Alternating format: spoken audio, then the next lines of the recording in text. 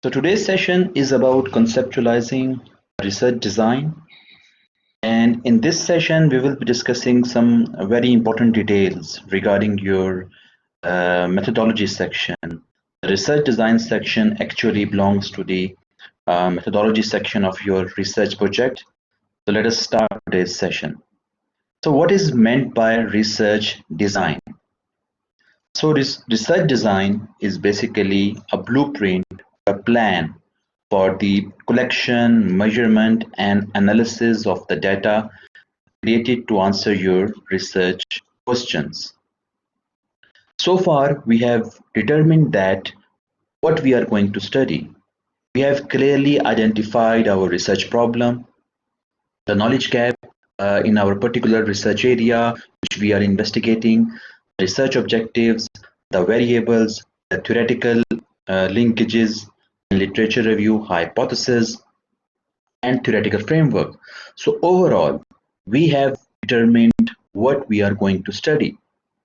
Now, you're going to uh, decide upon how you're going to conduct your study. And this is what research design section will inform us.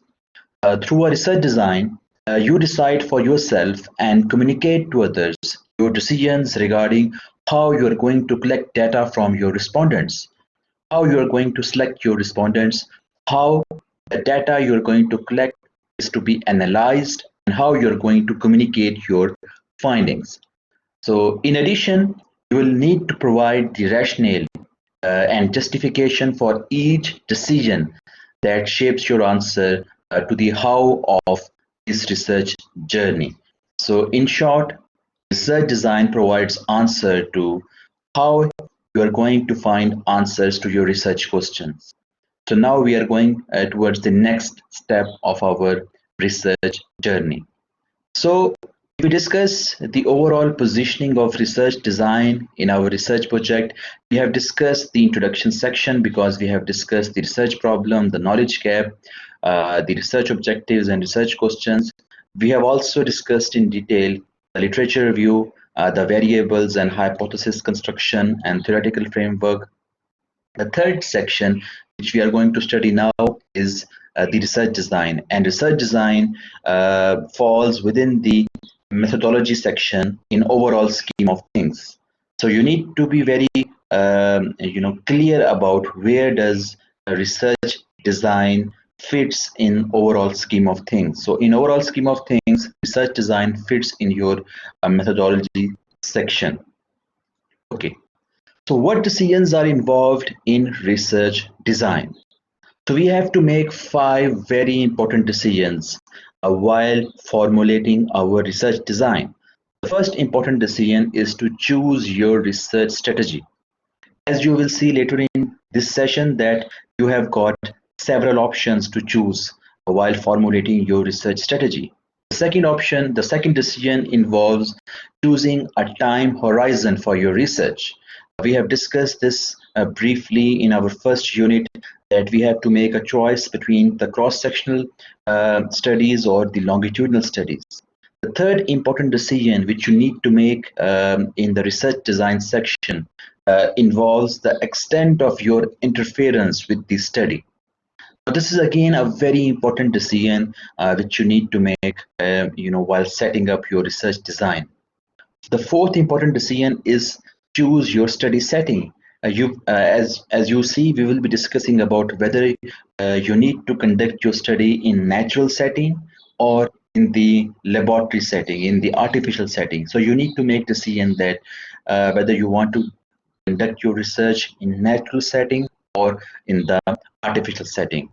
Lastly, you need to decide upon your unit of analysis.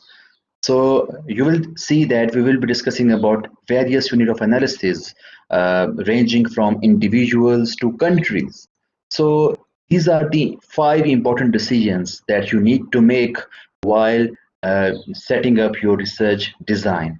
Now let us discuss them one by one, and I am hopeful that after this session you will be very clear about your overall research design. Okay. So now we will discuss the first important decision, choosing your research strategy. So you need to choose which research strategy is the most apt to investigate your research problems. So we have 7 research strategies. Let us discuss them one by one. You can see that the 7 research strategies include the experiments, your survey research, ethnography, case studies, grounded theory research, action research, and mixed methods research. So these are the 7 research strategies, and you have to choose, between them, among them, the one most apt, the most appropriate, the most reasonable research strategy which can sufficiently answer your research questions. So let us discuss the first research strategy: experiments. So when we talk about experiments, the purpose of an experiment is to study causal relationships between variables. So whenever you are going to study the causal relationship between variables, experiments is one of the research strategy which you can choose. Now, experimental designs are less useful for answering exploratory or descriptive research questions. So what happens in experiments? In experiment, a researcher manipulates the independent variable to study the effect of this manipulation on the dependent variable. In other words, the researcher deliberately changes a certain independent variable to establish that to what extent this change will produce a corresponding change in the dependent variable. For instance, the simplest research design is discussed in this particular example. Okay, the simplest experimental design is a two-group experiment where one group gets a treatment and the other group does not get the treatment, or the other group is controlled. For instance, if we are investigating whether rewards produces change in the productivity, we will do simple experiment by randomly assigning our employees to the two groups. Now we will ensure that the employees are similar with respect to their socioeconomic status. They are similar with respect to their experience. So basically we will try to ensure that employees are similar, so that there are no other individual differences among the employees. So we will randomly assign employees to one of these two groups. In one group, we introduce a treatment condition. So this is the first group. The first group, we will introduce a treatment condition. What is the treatment condition? Will change in rewards. Maybe we can increase the rewards, we can decrease the rewards, and we can see that how this change in IV, so this is our IV, how this change in IV produces the corresponding change in UV.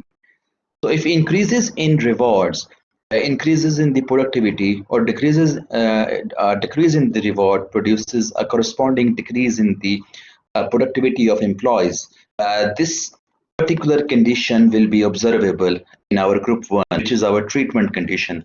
Why this is a treatment condition? Because we are changing our IV, we are manipulating our IV.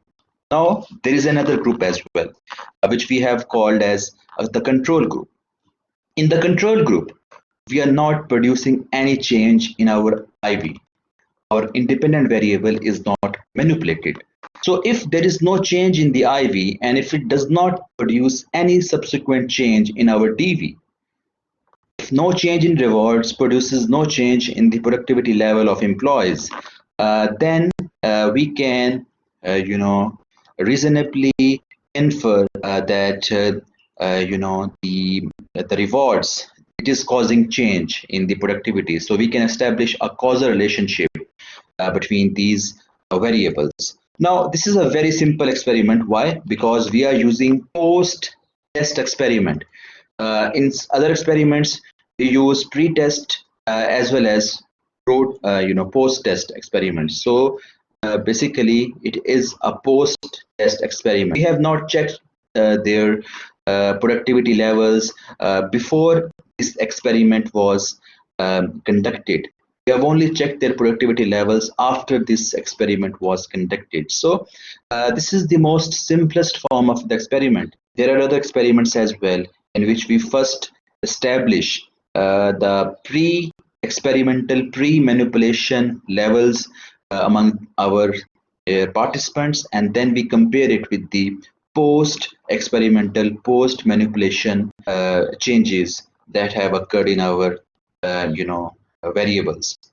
Okay, so if there is a change in the productivity level of employees due to changes in reward levels in the treatment condition, and there is no change in the productivity in the control condition, and keeping other things constant, we may infer that rewards indeed produce change in the productivity of employees. We will discuss experimental methods in detail in our next session. But one thing you need to consider is this, that experimental designs are not always feasible in some research contexts. For instance, if you want to measure the effect of education quality on student satisfaction, very simple hypothesis would be that higher educational quality will lead to higher student satisfaction.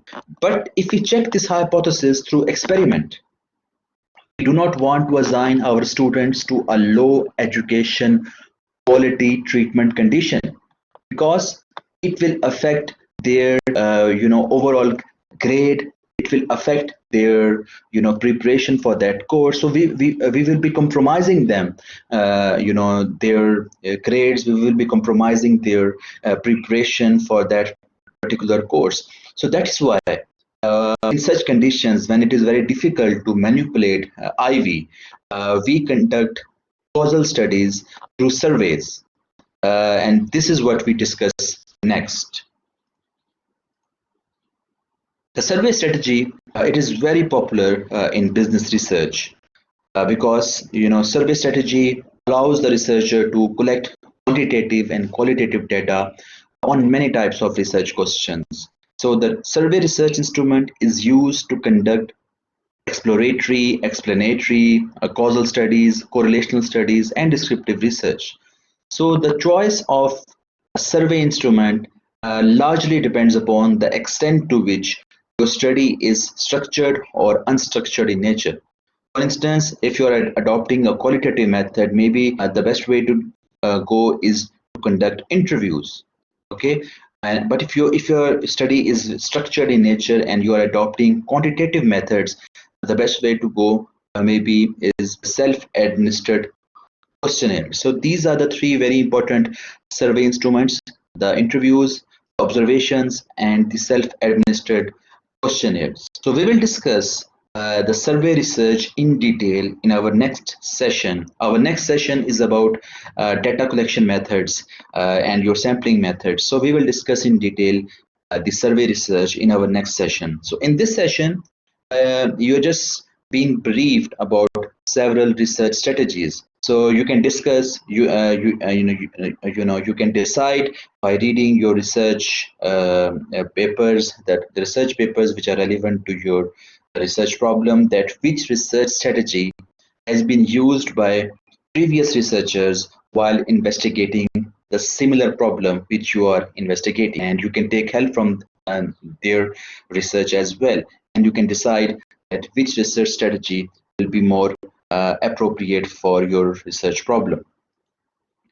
The third very important research strategy is ethnography. Now, when we talk about ethnography, ethnography is a qualitative research method that comes from the discipline of anthropology. Now, ethnography is a strategy which allows the researcher to closely observe, record and engage in the daily life of another culture, and write accounts of this culture, emphasizing descriptive details. Now, I will give you an example, but you need to understand that ethnography involves immersion. By immersion, it means that the researcher become a part of that particular social group which he or she is investigating. For example, if you want to study the corporate culture in a Fortune 500 company, after getting the consent of that company, you will become part of that company and you will engage in a participant observation. Now, participant observation is a primary source of ethnographic data. So how you will do participant observation? You will write down the accounts of descriptive details about that culture, about that organizational culture, their day-to-day dealings, how the employees interact with each other, how the supervisors interact with the employees, okay, how employees interact with the supervisors. So you will write account of these details that constitute the culture of a Fortune 500 company. Or if for instance, I will give you another example. If you are interested in rural culture of indigenous communities in China, okay, the rural culture of indigenous communities in China, you will go and live with those communities, try to understand their culture from their point of view, and then you will write the descriptive details about how about different elements of their culture. So this is the ethnographic research, where a researcher becomes a participant of that particular setting which he or she is investigating. Now this method is time consuming, and because it requires dedicated time, so it won't be an ideal method for you during the course of this semester, because you are studying various subjects and you are a full-time student, so it will be very difficult for you to conduct ethnographic research until and unless you are doing a research on a student studying in a Vanchukin university.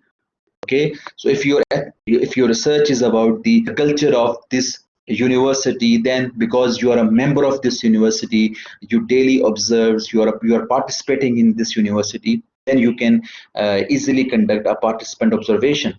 But if you want to conduct ethnographic research in any other setting, it will be very time consuming, and it is not a very uh, ideal method. If you lack time, if you don't have enough time on your disposal, so it is not a very ideal method. But there is a modern form of ethnographic research. We call it netnography. For instance, netnography is a specific approach to conduct ethnography on internet.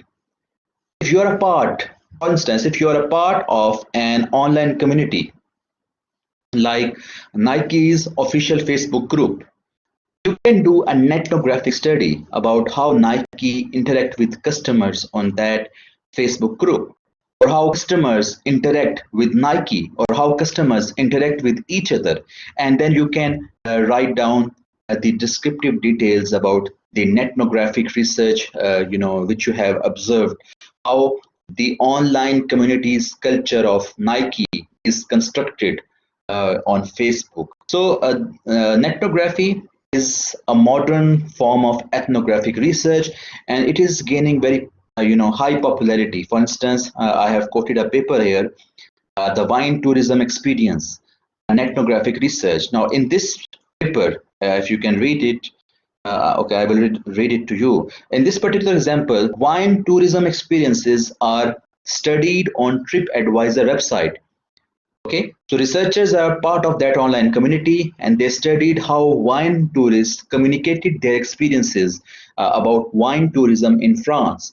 And then, on the basis of their experiences, they have they have inferred some results. So, ethnographic approach is very popular these days, and it is fastly replacing the traditional ethnographic approach. Okay. Case studies. Now, this is again a very popular research strategy.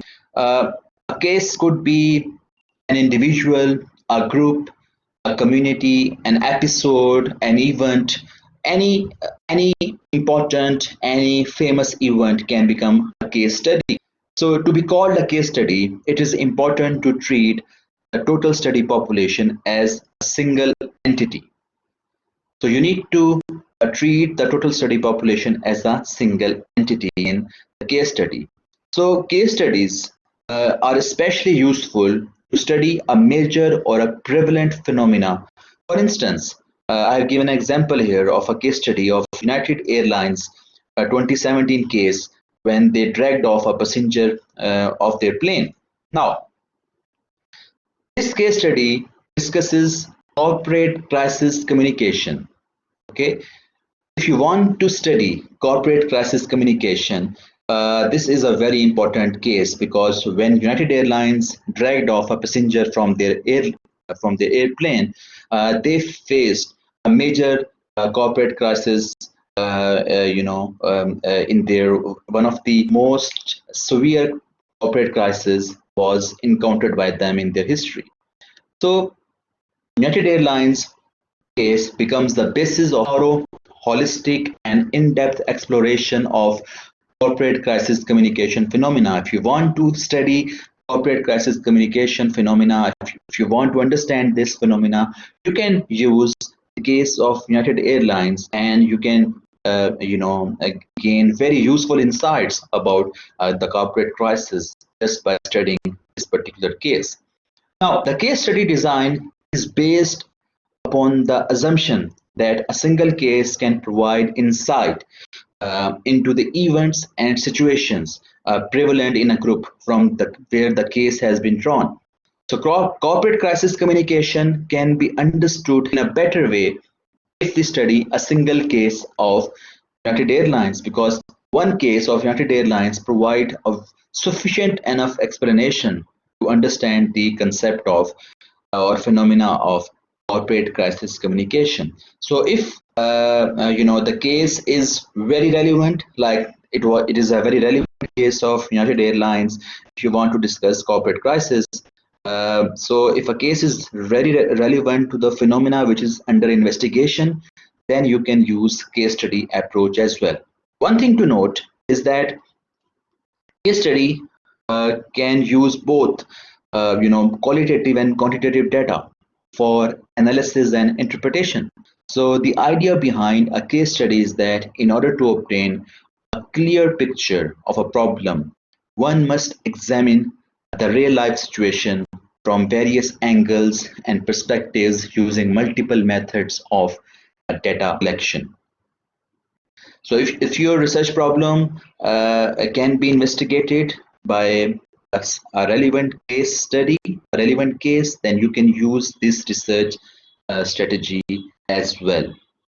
Okay, so now we will discuss another very important research strategy. It is called as grounded theory. Now, grounded theory is a research method concerned with the generation of theory. Now, this is again very important that it is an approach which involves an inductive reasoning to develop a theory from the data. So all the seminal papers which involved development of theories which you have selected in trying to explain the research problem under investigation, they usually apply grounded theory method. So you have used many different theories like theory of planned behavior, theory of reasoned action, agency theory. You have used different theories in your research problems in trying to create a theoretical linkage with the knowledge gap. We have studied this in detail. So all those theory papers, all those seminal papers which have generated theories, they usually apply grounded theory method. And grounded theory method can also be used to operationalize concepts. So if a concept has not been operationalized before, if a concept you are measuring has not been measured before, you may use grounded theory approach to operationalize those concepts as well. Now, this is a pretty complicated research strategy. I will try to explain it in a very simplified manner. There are three important tools of grounded theory research strategy. The first important tool is theoretical sample. Now, if you talk about theoretical sample, theoretical sampling means that you are selecting only information-rich participants to provide deeper understanding of the context under investigation. It means we do not select any part of the population, but we select only that part of the population. Only that part of the population is made part of the sample which has actually lived that experience which we are investigating. Okay, for instance, if you are interested in doing research on service failures and consumer revenge behavior, then you will choose only those consumers who have actually experienced service failures and who have actually gone on to take revenge from corporations. So therefore, choosing participants for a theoretical sample is a big challenge in itself. So this is the first important tool of grounded theory, that you do not select any part of the population, only that part of the population is made part of your sample who has actually lived that experience which you are investigating. So this is the first important tool. The second important tool of your grounded theory research strategy is coding.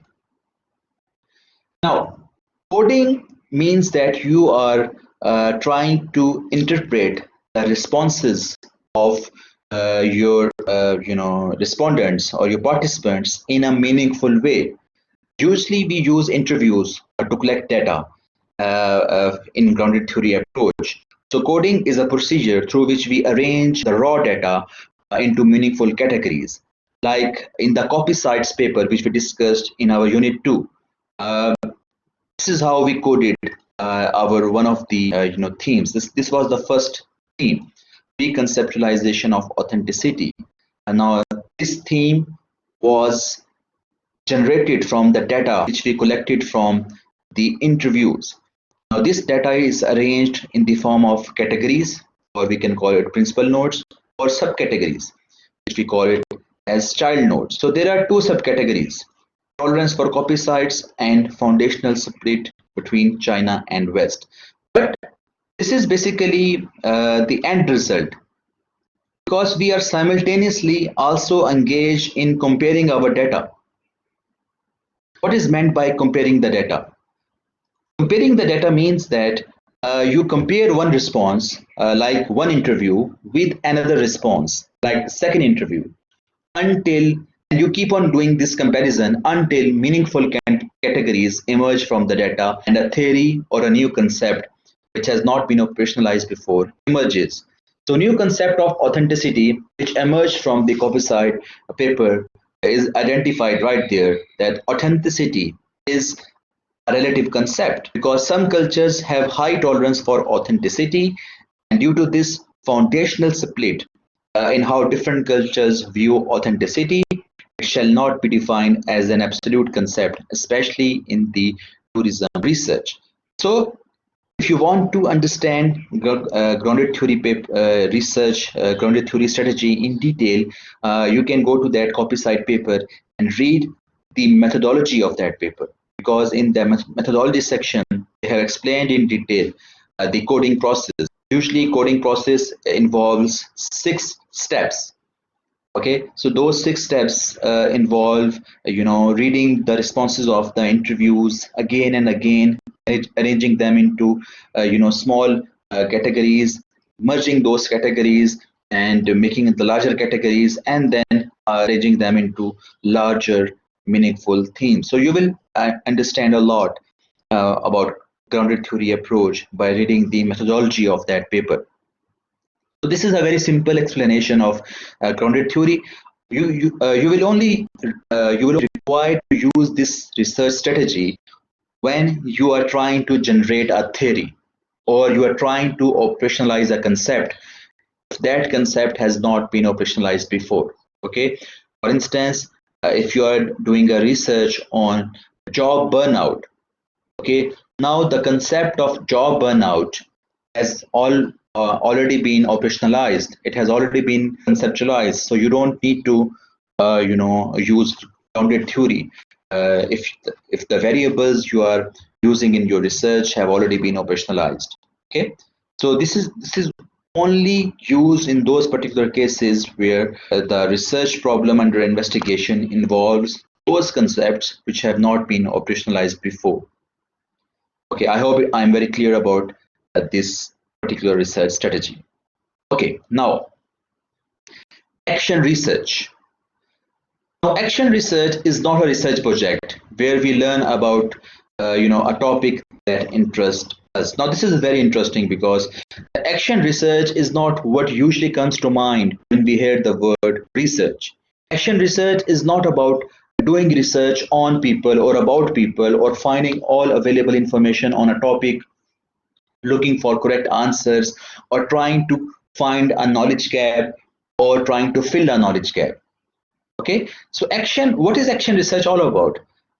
The main point in action research is that how planned changes can effectively be implemented. Usually, the action research is undertaken by consultants who want to initiate change process in organization. Now, this is just one of the examples of action research. Now, let me give you, a very relatable example of action research. For instance, a university has adopted a new policy that teachers should assign more and more group work to students because the university administration believes that group work will increase the development of both fluency and accuracy in speaking English. Now, this is the strategy. This is the planned change which has been, conceived by university administration, and now teachers are assigned responsibility to implement this change. And teachers are also asked to ensure that this change is implemented effectively, and if they are required to make any changes, if they are required to make any improvements in implementing this and change, they can do so. Now, this is research, because this is research in action. Okay, because we are implementing research in real time. Okay, now teacher assign students to different groups and notes down that uh, there is no improvement in oral fluency of English speaking in first 3 weeks. Okay, so teacher observes that there is no improvement in the first 3 weeks even when students are assigned into different groups. So the planned change that has been levied by the university administration is not working. Okay, so now teacher tries to understand that why this planned change is not working. The teacher understand that the reason is that not all students are participating equally in the group task. So the new change planned for university is not working. Why? Because all students are not participating equally. Now the problem arises. How to ensure that students are participating actively in the group task? Okay, now the research is in action. Now teacher tries to think of a process that how students can become more active in the group task, and teacher comes up with a plan that teacher allows the students to choose groups among themselves. Okay, so they can choose groups among themselves with their friends whom they are comfortable with. This shows an increase in the participation in the group task. It means that the fluency in English speaking will increase. Still, teacher notes that there is no significant improvement in English speaking, despite the fact that students are participating actively because they are now in the group with their friends. They are comfortable in that group environment. Why? Teacher notes down that uh, because of the group dynamics in the initial phases of group, everything is static. So when the groups are formulated in the initial phases, everything is static. But after some time, like after 1 month, the dynamics of the group, they started changing. So students become more active, they start learning. Okay, so more and more more and more students become active in the participation in their discussions. So at the initial stages of groups, the groups were static, but after some time groups became dynamic, and more participation means more practice, which implies better fluency. And teacher also noted down that when tasks are given to the students by teacher, they were less participative, but when students chose their own tasks, they were more participative. So after the semester, there was a significant improvement in their English speaking. They were more fluent, they were more articulate in their English speaking. So this is research in action. So basically, what that researcher, that teacher has learned is this, that first of all, you should allow students to make their groups themselves. Number one. Number two, you should wait for the group dynamics, because in the initial phases of group formulation, groups are static. But after some time, groups become dynamic and students become more participative. Third important point in this exercise was that when students are allowed to choose tasks themselves, they are more participative.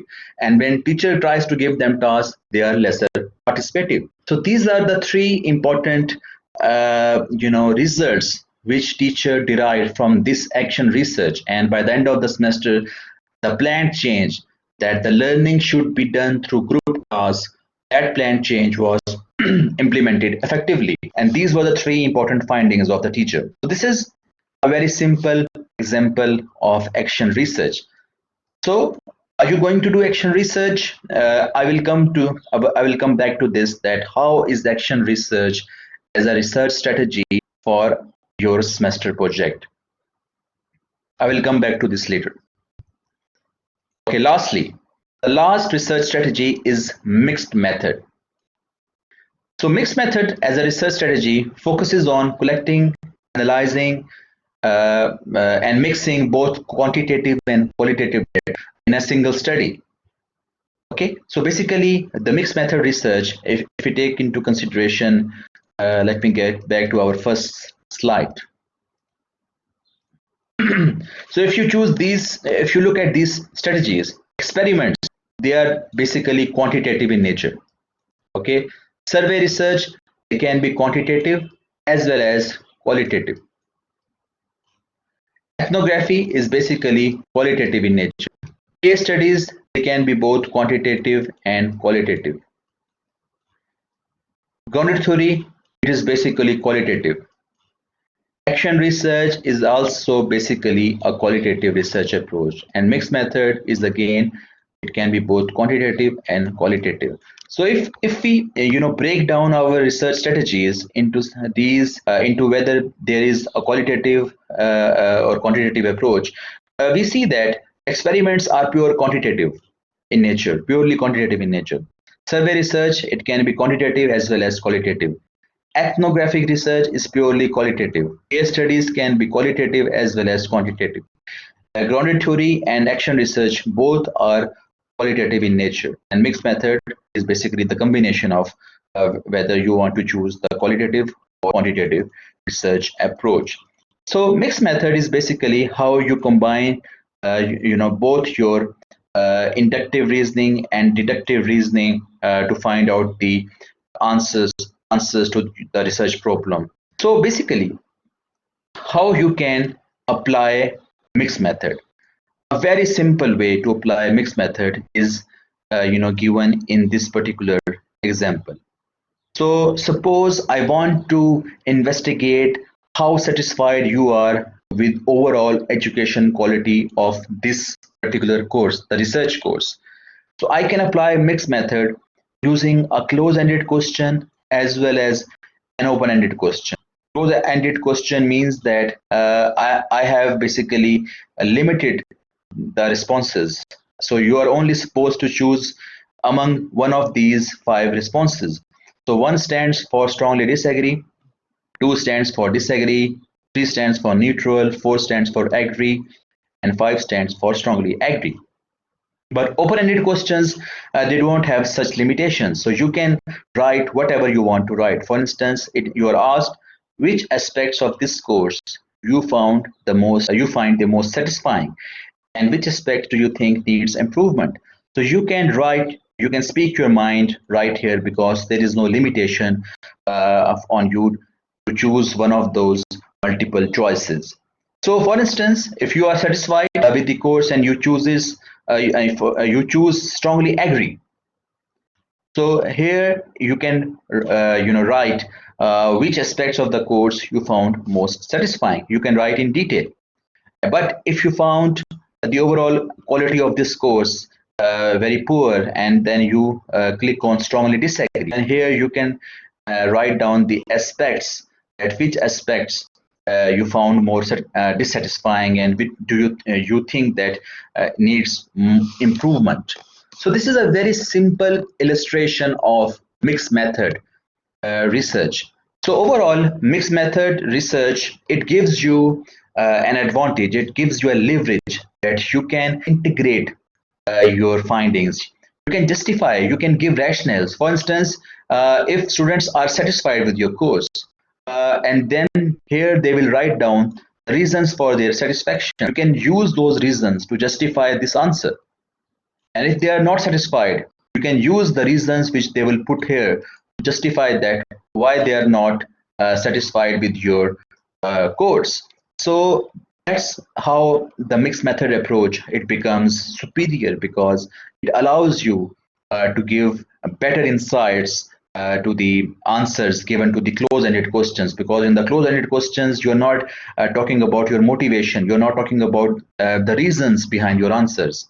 So this is one of the research strategy which you can use in your research project. Now comes the main question: which research strategy is best for your research? So now, if you want my opinion about which research strategy shall be used, no strategy is superior in all circumstances. Instead, you need to make choices and create a design that is most suitable to investigate your research problem. And you also need to take into consideration the specific objectives, the research questions, and especially the constraints of your research project, such as access to data, the time availability, or the resources, the money, which is in your disposal. Maybe due to time constraints, ethnographic research strategy, it becomes difficult to execute. Okay, maybe due to the data accessibility problems, case studies as a research strategy, it becomes difficult to execute because you don't have access to data of that particular organization which you consider very relevant to understand the research problem. And grounded theory is very complicated, and maybe at the undergraduate level it is not advisable to use this grounded theory approach as a research strategy. But if you are up for the challenge, I can give you further insights, I can give you further assistance about how to use a grounded theory approach. Okay, action research, as per, is not a typical research project. So maybe you can, you can basically not decide to choose action research unless and until your research problem demands that you have to do research in action. Basically, I call action research as research in action because you are implementing and deriving the results of your research in the real time. So action research may not be suitable for you depending upon your research questions, which I have read in your discussion questions and assignments. Okay, so this leaves us with the experiments, survey research, and mixed method. So basically, these are the three very popular research strategies which are used commonly in business research. And because I expect your research projects to be very simple and not very complicated, I think so far what I have read about your research projects in your assignments and your discussion questions, almost all of your research projects can be answered using these three research strategies. Okay. Now, which research strategy is more apt among these three? Well, this really depends upon you, because if you are studying an independent variable which cannot be manipulated, if the manipulation of the independent variable is not possible, maybe you can do survey research. Maybe you can do survey research. But if manipulation of independent variable is possible, then you can do experiments. And if you want to gain better insights about your participants, responses, you can also use mixed method research.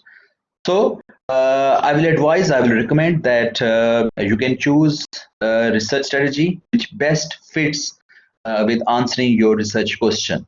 But I have just recommended you that these are the three research strategies actually which I have realized that they are very appropriate for your research question. So far, I have checked the assignments of two classes. So far, I have not seen any research problem which requires application of ethnographic research or the grounded theory research, action research. So basically, maybe in other classes, maybe there are some research questions which can be investigated using ethnographic or case study research. So you need to be very sure right now that which research strategy can be used based upon the explanations which I have given in this research session. Okay. The second important decision in your research design is choosing the time horizon. As we have discussed before that there are basically two time horizons, the cross-sectional research and the longitudinal research. So a study can be undertaken in which data is gathered just once, but it does not mean that you have to gather the data at a single point of time. It implies that it has to be gathered at the same time. It means that you can gather your data perhaps over a period of days or weeks or months in order to answer a research question. Such studies are called as cross-sectional studies. For instance, you have collected data from consumers regarding their shopping habits throughout the month of November. Now, this will be a cross-sectional studies, although all your respondents, for instance, if you have collected data from 500 respondents, all your respondents have not, replied or responded at exact same time. But this is not the requirement of cross-sectional research.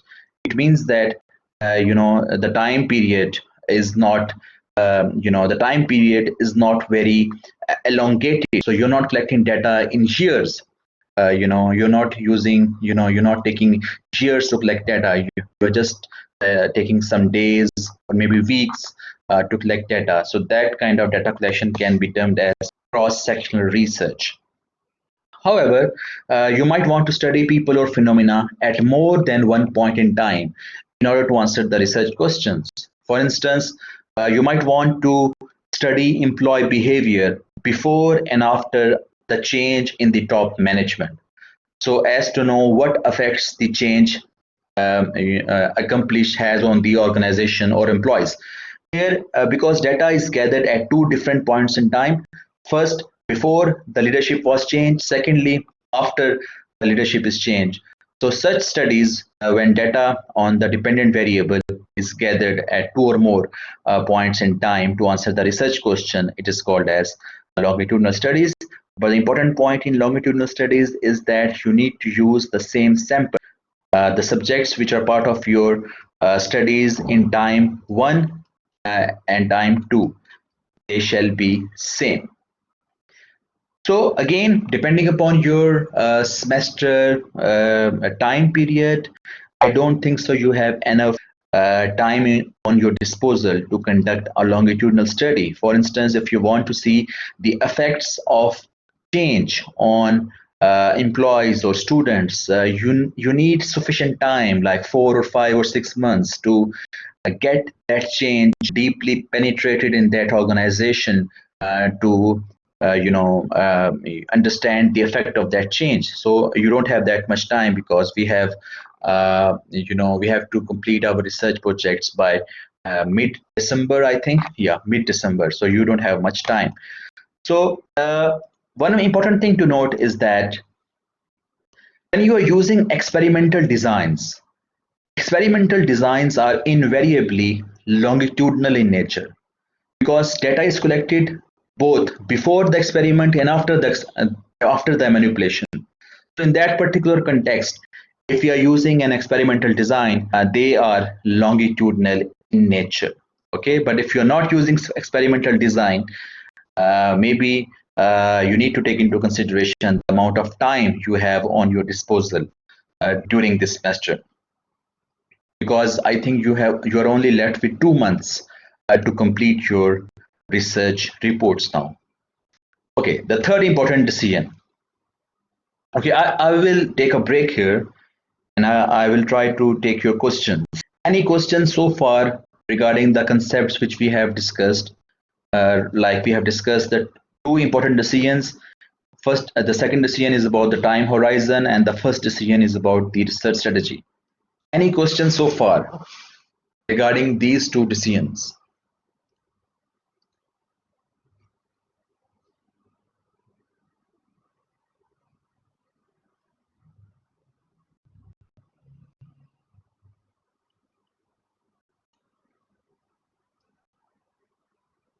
Any ambiguity, any questions about the two important points which we have discussed in our research design?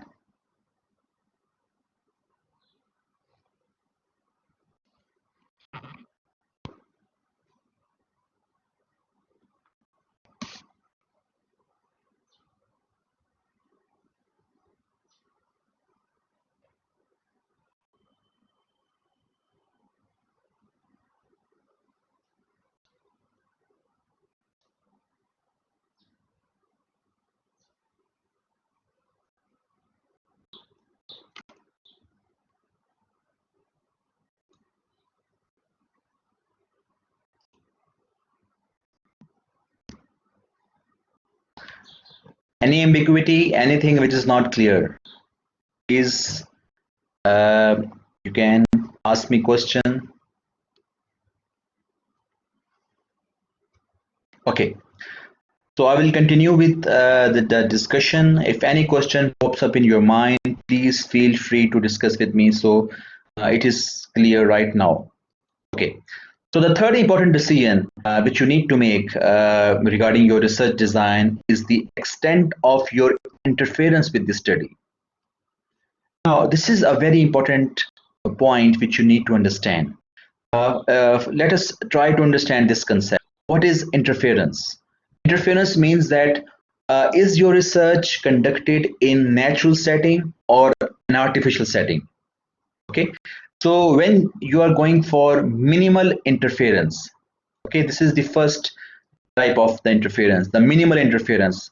Minimal interference means that you are conducting your research in natural setting because you are not changing the actual natural position of your IVs or your dependent variables or other variables in your research. So you are studying variables in their natural setting.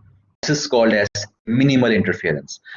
Usually, we do correlational studies in such context. Okay, but as mentioned in your first unit, that we are not interested in correlational studies. We are more interested in the cause and effect studies. So, are cause and effect studies doable with minimal interference? The answer is yes. Uh, what are those particular situations when cause effect studies can be studied, using minimal interference method? Especially when your IV, when your independent variable, it cannot be manipulated. If your independent variable cannot be manipulated, then you can use minimal interference. Okay, I will come back to this in my example later. But like I have discussed this example previously as well in this session, that for instance, if you want to see the relationship that whether education quality is producing student satisfaction, now this is cause effect studies. Now it is very difficult to manipulate the quality of education because the students, their studies will get compromised, and you don't want to do this, and you don't possess enough resources as well to manipulate your IVA. So it means that you can collect data in the natural setting. You can use survey method. You can go to the classes. You can ask your friends to circulate your questionnaire to different students in different classes, in different sections. And then this will be minimal interference because you are not doing any manipulation with the variables. You are trying to collect data from the students in their natural setting. Okay, this is minimal interference. For instance, uh, if you're doing a research on the association between age of consumers and perceiving shopping as a means of socialization, now you may simply visit a supermarket and gather data through questionnaires from customers of different age groups. This is a minimal interference because you are not doing any interference in the natural setting. You are just going to the supermarket, you are just requesting different consumers to give you responses. Some will agree, others will not agree. They will continue doing their shopping, and those who will agree, they will give you 5 minutes, 4 minutes to complete the responses in your questionnaire or your interviews. So overall, there will be very less disruption in the natural setting when you are using minimal interference. Another way to do research is moderate interference, and especially when you are doing cause and effect studies, and when your IV, it can be manipulated easily. When your independent variables can be manipulated easily, you can use moderate interference as a research approach. For instance, consider you want to check how rewards affect employee productivity. Now, you want to establish a causal relationship between rewards and productivity. We have discussed this before as well. You make two groups. In one group, independent variable, which is rewards, it is manipulated, while in the other group, rewards are controlled. So you go on to check whether manipulation of IV has produced a subsequent change in productivity in both the groups by doing a test after the manipulation. This is moderate interference because you are manipulating independent variable. You are not allowing natural setting. You're not studying variables in its natural setting. And so that is why it is a moderate interference. Now let me come back to that point again. About the causal studies, cause and effect studies. For instance, if you're doing a research on foreign direct investment, whether the foreign direct investment causes a positive change in the GDP growth rate of the country. In such cases, your IV, it is foreign direct investment. Now, it is very difficult or impossible to manipulate IV. Can you manipulate foreign direct investment, the rate of foreign direct investment coming to your country? No, it is not possible for you. So causal studies, where IV is difficult to manipulate, they can use minimal interference method because we are trying to understand the cause and effect relationship between foreign direct investment and GDP growth rate of the country in its natural setting. We are not doing any changes. Okay. So in minimal interference, you can do correlational studies, and you can also do cause and effect studies, especially when your IV cannot be manipulated. In moderate interference, you can do cause and effect studies. In moderate interference, there is a very simple experiment. The experiments are very simple in nature. But then there is excessive interference. So what is excessive interference? Let me give you an example of excessive interference, taking forward the same example.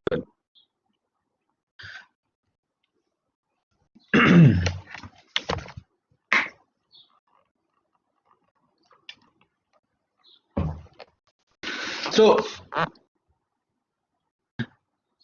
let us take the same example regarding the relationship between rewards and employee productivity. Now suppose you want to check the preconditions in the relationship between rewards and productivity, like the existing income levels. Maybe those employees who have high income levels are not motivated enough with the marginal increase in rewards. So you further incorporate another experimental condition where employees with high income groups are put in a separate group and employees with low income groups are put in another group. So the IV is manipulated again. Here you might find out that those employees with low income levels have a positive effect on productivity when rewards are increased as compared to those employees who have high income. So similar, you can do further experimentation by taking into consideration other variables like age and gender. This is excessive interference because you are interfering with variables like age, income, gender. You are not only manipulating a single variable like the case was in the moderate interference. Now you are manipulating a lot of variables. Excuse me.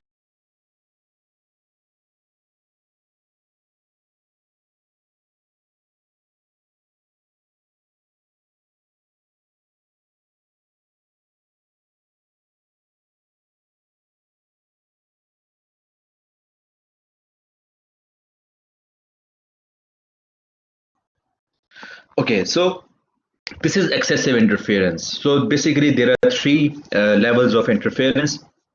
You can do minimal interference, you can do moderate interference with the research setting, and then you can do excessive interference with your research setting.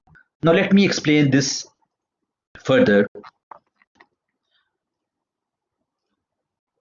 In the physical sciences, a researcher can control an experiment, but because experiments are usually done in the laboratory, but in social sciences, the laboratory is your society.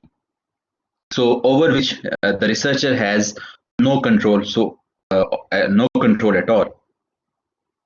So when you study a cause and effect relationship, usually you study the impact of only one or two independent variables on the dependent variable.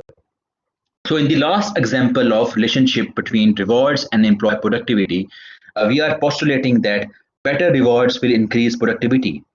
All factors other than rewards that affect the relationship between rewards and employee productivity, they are called as extraneous variables. In the social sciences, extraneous variables operate in every study and they cannot be eliminated. However, they can be controlled to some extent. So it is possible to find out the impact attributable to the extraneous variables. So for instance, the relationship between rewards and productivity. So you ask yourself the question that whether increase in rewards will produce increase in the productivity. But is the reward the only variable which leads to an increase in the productivity? The answer is definitely no. There may be other variables as well, like the work-life balance, the personality trait of the employees, like the emotional state of the employees. All these variables are also important, like the satisfaction with your work. So all these variables are also important to increase the productivity of employees. So reward is not the only variable which can be used to increase the productivity of the employees. So all those variables which are not part of our research, but they, however, produce change in our dependent variable. They are called as extraneous variables. But in our research, we cannot possibly find out all the reasons which are producing change in the productivity level. So it is very difficult for us. For instance, there may be 50 reasons that produce change in the productivity level of employees. Is it possible for us to study all those 50 reasons? No, it is very difficult for us. So we are only studying one of the reasons, that is rewards.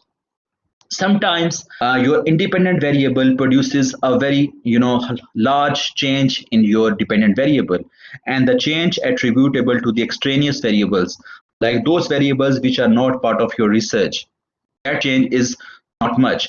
But other times the change produced by your independent variable, it is less, and the change attributable to the extraneous variable, it is high. For instance, if reward is producing 30% change in productivity. Now, how we have reached this figure of 30%, you will understand in your analysis section when we will conduct regression analysis. So, this 30% change is produced in the productivity by rewards alone. But there is 70% variation which is still unexplained. This variation is produced by extraneous variables. So this is very important for you to identify those extraneous variables. What could be those extraneous variables which are producing change? So we control them because we are not doing research on them. So those variables, those independent variables that are not part of our research, but we know that they they have a definite impact on our dependent variables. They need to be identified as well. So we call them control variables in our research. For instance, if we talk about the relationship between this example, which I have just put forth, the relationship between hedonic shopping and luxury consumption. This is a causal study, and because we cannot manipulate independent variable, because either you possess hedonic value to some extent or to large extent or do not possess at all. So we cannot manipulate IV. So this is a study conducted in natural setting with minimal researcher interference. Now we hypothesize a positive relation between hedonic shopping value. Hedonic shopping value means that you are doing shopping for fun and pleasure, and we expect such shopping value to result in luxury consumption. Now we know that differences exist between genders with respect to their attitude towards hedonic shopping and luxury consumption. So we can control gender variable. Okay, so gender is a variable which is also producing change in our dependent variable. It is also one of the extraneous variables, but we know that gender is definitely causing a change. So we can control the gender, and we try to find out that what amount of change is produced in luxury consumption by hedonic shopping alone. Similarly, income can also be a very important variable here, because we know that the consumers with high income level, they have basically more propensity to buy luxury items as compared to consumers with low income level. So again, income level can be made control variable, and you can control the effect of income in the relationship between hedonic shopping and luxury consumption. Similarly, age as well. Maybe younger consumers are more likely or lesser likely to go for luxury consumption. So we are treating them as extraneous variables and only focusing on the IV, which is part of our research. And in research, you need to identify your control variables as well, because you just want to focus on the IV, which is part of your research. Okay, so all other variables which are not part of your research, which you are not focusing, they can be controlled. In experimental condition, it is very easy to control them because the change attributable to the extraneous variables can be accounted for in experiment through control group. Okay, so the sole function of the control group is to quantify the impact of extraneous variables on the dependent variables. That we have discussed the treatment condition and the control condition previously while discussing the experimental research design. So even if you're not doing experimental studies and doing a survey studies to find out cause and effect relationship, identifying control variables or extraneous variables is very important, because in survey studies not manipulating IV, and in such cases control variables are those extraneous variables whom we expect to have an effect on our EV, but we still do not make them part of our research. So especially when you are going for minimal interference, you need to identify the control variables in your research, because in excessive interference we have actually accounted for those control variables. Like excessive interference, we are making manipulations in many conditions. So it means that in excessive interference, the amount of change attributable to the extraneous variables is largely accounted. But in minimal interference, because you are doing research in your natural setting, it is very important for you to identify control variables. Usually in consumer behavior studies, the control variables are like age, income, gender. In employees studies, the control variables are also like like their their salaries, their age, their experience, etc. So you need to study different articles in your field that which are investigating the similar problem to identify the control variables. Okay, the fourth important decision: choosing a study setting. So you have three important choices here: field research, when you are using correlational studies in the natural setting. You are doing a field research. But when you are doing a causal research where IV cannot be manipulated in the natural setting, these are called experimental field experiments. And when you are doing causal studies where IVs can be manipulated, these types are called as lab research. So let me give you an example and it will be clear. For instance, if you want to find out the relationship between interest rates and bank deposit patterns of clients, now this is a field study because you just want to find out the correlation. It is very easy to expect that if interest rates are high, then the deposit rate of return would be high as well, because if interest rates are high, more and more people would be willing to deposit their savings in the saving account. So you expect a positive correlation between interest rate and the deposit rate of the customers. This is a correlation study. Now suppose you want to find out whether high interest rate is the cause behind high deposit rate. Now you see that there is a historical pattern. If interest rate was low in the beginning of the year, but it increased in the mid-year and again fall down by year end, you may want to find out the causation in its natural setting, because as a researcher it is very difficult for you to manipulate the interest rate as an IV.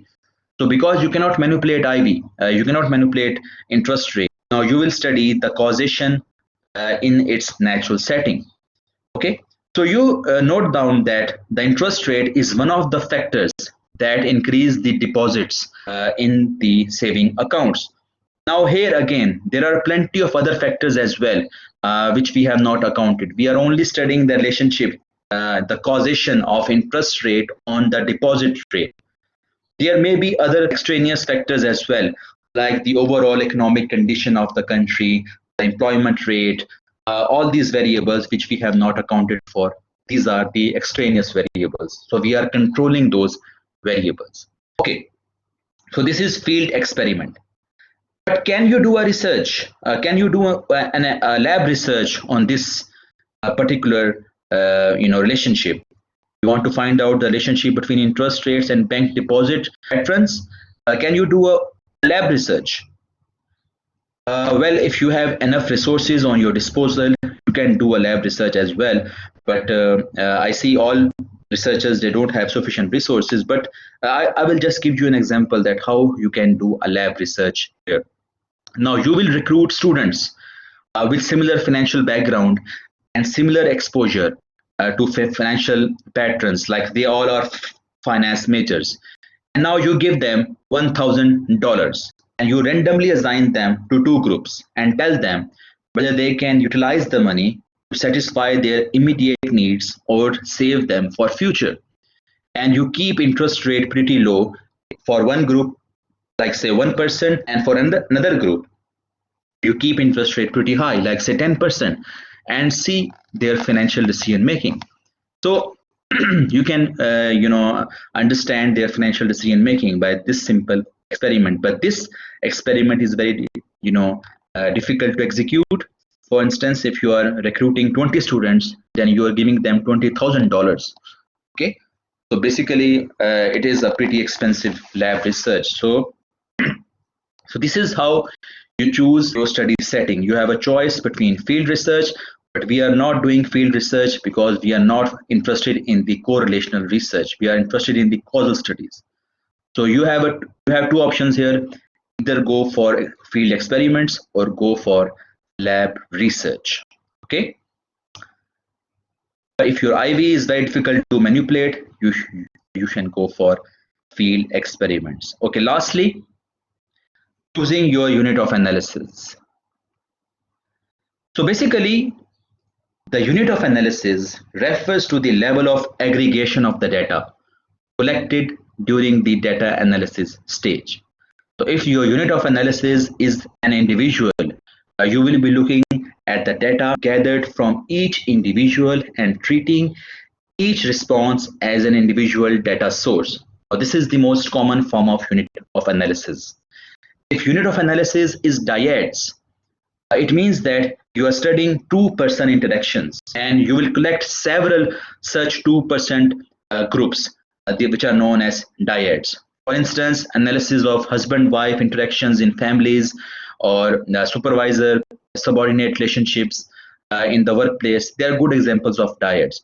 So for instance, if you have collected 100 such responses, okay, 50 responses from subordinates, 50 responses from supervisors, because this is a dyad, they will be considered as 50 responses. Okay, so just try to understand that when your unit of analysis increases, okay, your work, the work you put into your data collection process also increases. So here you have collected 100 responses, but they will be treated as 50 responses because this is a dyad. In groups, uh, if the unit of analysis is at group level, it means that you are treating the whole group as a single unit of analysis. For instance, if you are comparing different departments in the organization, then the data analysis will be done at the departmental level. That it means that all individuals in the department will be treated as a single unit. For instance, if there are 50 employees in one department and 50 employees in another department, then this will be basically treated as their two responses. Okay, so aggregation is done. Basically, the unit of analysis refers to the level of aggregation of the data collected during the data analysis stage. Similarly, it happens for organizations and for cultures. Okay, so I have been reading your assignments and majority of you are using individuals as a unit of analysis. Overall, as our research question addresses issues that move away from the individuals to dyads, to the groups, to the organizations or even nations, so does the unit of analysis. It shifts from individuals to dyads, to groups, organizations and nations. For instance, some of you are doing research on the economies of China and USA. Okay, so now you are treating, basically you have only two unit of analysis, China and USA.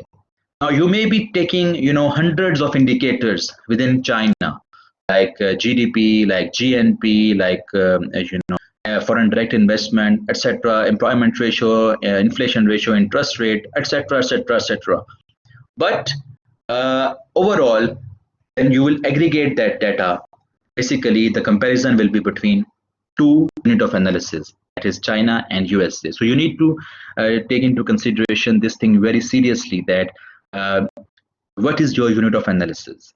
If you are comparing the economies of China and USA, the unit of analysis will be two basically, and all the China economies, indicators, they will be aggregated, and all the indicators of US economy will be aggregated. Of course, there will be some differences. You can also compare one-on-one, like interest rate in USA versus interest rate in China. That will be one-on-one comparison. The GDP rate in USA versus the GDP growth rate in China, that will be one-on-one comparison. But overall, the unit of analysis is between two countries. So it is very important for you to identify your unit of analysis. Okay, so this is all about today's session. Now, a question: what shall be a simple research design? So we have to make decisions around 5 important questions. Your research strategy, as I have discussed, it could be survey, it could be experiments, it could be mixed method, it could be grounded theory as well if you are operationalizing a new concept. Time horizon, I think based upon the time limitations you have, cross-sectional research is the best way to go unless and until you are conducting experiments. the researcher's interference with the study, if your IV cannot be manipulated, like foreign direct investment, I gave the example, or education quality, or the service quality of restaurants, etc. If IVs cannot be manipulated, then minimal interference can be used. If IVs can be manipulated, then at least go for moderate. You don't need to go for excessive interference. I think so. Lastly, if you're going for minimal interference, then because we are interested in the causal studies, you can go for field experiments. And unit of analysis, as I have discussed, that most of the students are choosing individuals as unit of analysis, but some students are comparing economies, so they will be choosing aggregating the data at the nation's level. Okay, so this is it about today's session. I'm hopeful that after today's session, you will be able to make your decisions regarding these 5 important questions. One way to be sure that you are making the right decision is to read those research papers which have investigated similar research problem. Okay, so try to understand, try to see how they have designed their research, so you can take help from the previous research as well. Okay, any question about today's lecture? Anything which is not clear?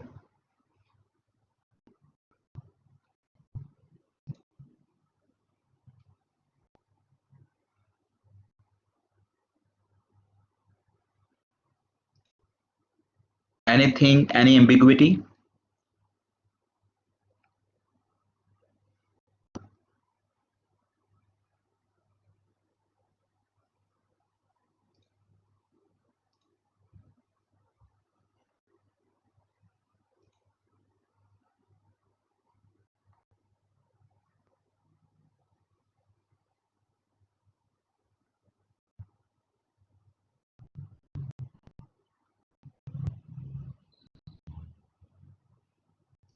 Okay, so let me explain your discussion question 6.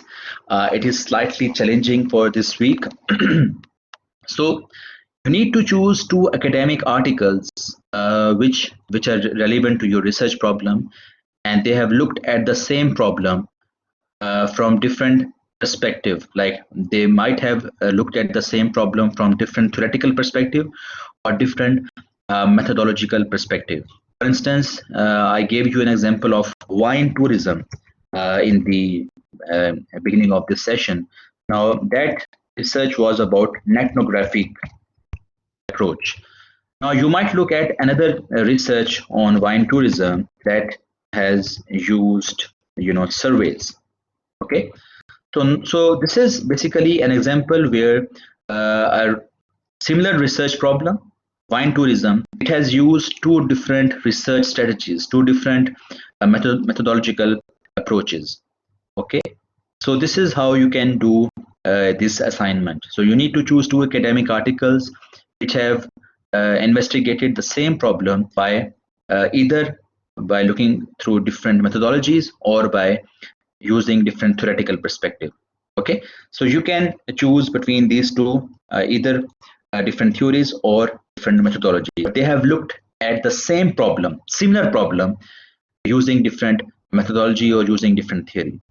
So what you are supposed to do is that you are supposed to write down the titles of the papers, both the papers which you have selected and the journal from where you have chosen that paper, and discuss why they are different and why different authors have chosen different approaches to investigate similar topic. You also need to discuss which method or theory you prefer more. You prefer ethnography more or you prefer surveys more. You need to give your reasons. Read the post of 2 more students. So this week you are not required to evaluate 3 students. You need to evaluate only 2 students and state why you prefer one approach over another based on another student's post. Okay, so this is the requirement of this week research discussion activity. The deadline for initial post is 16th October Friday, and for responses your deadline is 18th October. I will again repeat your assignment number two. Your assignment number two is about literature review. You need to divide your literature review into parts on the basis of the number of your hypotheses or the number of your research objectives. Okay, if your hypotheses are three, then you need to divide your literature review into three different sections. And each section needs to be written in this particular manner. It should be divided into three paras, each section. The first para describes the concepts. The second para describes the relationship between variables. You need to give arguments at why you expect this relationship to exist on the basis of theory. The third para conclude your arguments and state your hypothesis. Each of your literature review section must point towards a hypothesis, and all sections within a literature review they must be tightly interlinked with each other. And lastly, your literature review it shall be concluded in the form of theoretical framework, clearly identifying your variables like here. So your deadline is 20th October. You still have 6 days, 20th October midnight. The word limit is 1200 words. The plagiarism ratio is 20%. Please strictly follow the format which I have discussed here. I have been discussing this format for last 3 lectures. Please follow this format and refer to the recordings of the lectures. It will help you write literature review in a better way. This is a very important assignment because it constitutes 20% of your grade. And if I have not checked your assignment number 1, I will definitely submit the grades of your assignment number 1 by today. Okay, now any question regarding your discussion question activities or your assignment or this week's lecture? Any question?